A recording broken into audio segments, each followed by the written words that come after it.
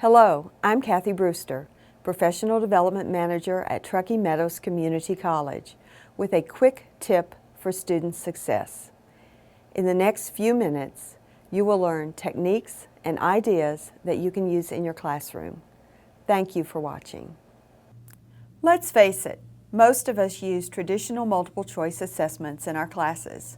Hopefully, we can also build in other types of assessment tools, such as papers, essays, reports, discussions, classroom presentations, and group activities to make sure that the learning objectives for our courses are met. Multiple choice assessments can improve learning and comprehension skills, since students have to think about the answers. Creating questions and test items might seem easy on the surface, but a lot of thought must go into test creation to make it effective. The anatomy of a multiple choice question includes the stem, which poses the scenario, the answer, which is the correct choice, and usually 3 distractors or wrong answers. Choosing 3 good distractors is actually one of the keys to writing good multiple choice questions that determine whether comprehension of the concepts has occurred or not. Here are some suggestions for writing multiple choice assessments. Can what you are trying to test for actually be assessed by a multiple choice question? Use clear, straightforward language. Our students have had enough experiences with the so-called trick questions before they get to college. Also, try to stay away from the all of the above and none of the above options. There is an academic myth that most students know about when taking multiple choice tests. That is, when in doubt, choose the third answer, or letter C.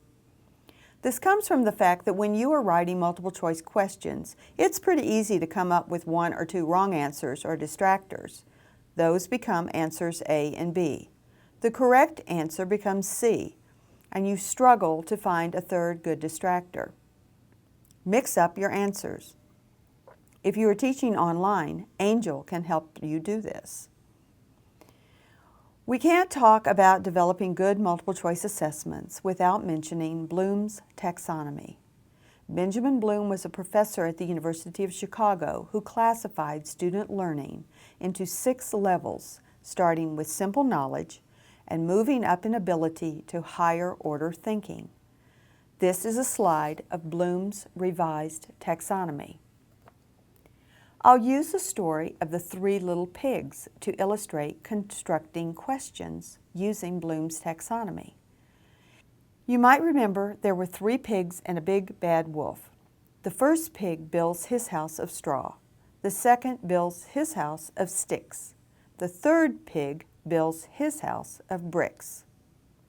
The wolf is successful in blowing down the houses of straw and sticks, and of course eating the pigs, but he can't blow down the brick house even though he huffs and puffs. So let's use Bloom's to construct some multiple choice STEM questions.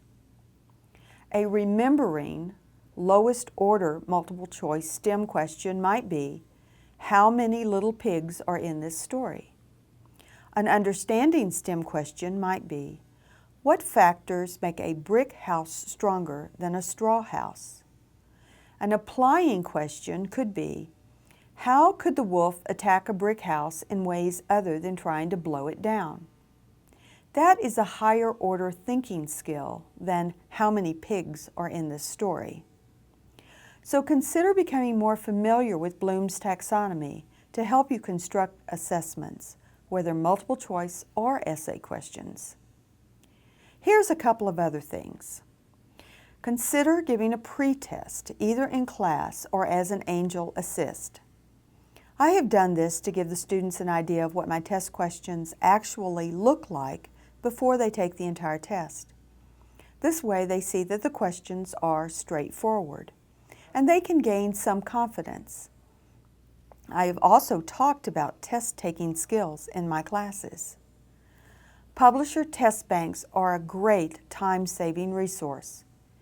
Be aware that if you get a test bank from a publisher, thought is not given to having a good mix of question types using Bloom's taxonomy. I formerly wrote test banks, so I am speaking from experience. Also know that the publishers do not proofread the test banks, so do take a good look at the questions before you decide which questions to use. Finally, most of us use a magical machine called a scantron to grade multiple choice assessments. There is a form with the scantron that allows you to see which questions were missed, so you can have a frequency distribution. And this helps you when you go over the missed questions with your students in class. It is also helpful in helping you revise test items. If you are testing using Angel, there is a function in Angel called an item analysis that will do this for you. To find out more information about Bloom's taxonomy, visit the website for the TMCC Center for Teaching and Learning. And please do not hesitate to contact me, Cathy Brewster, at cbrewster@tmcc.edu, 674-7964, or just drop by Red Mountain 211.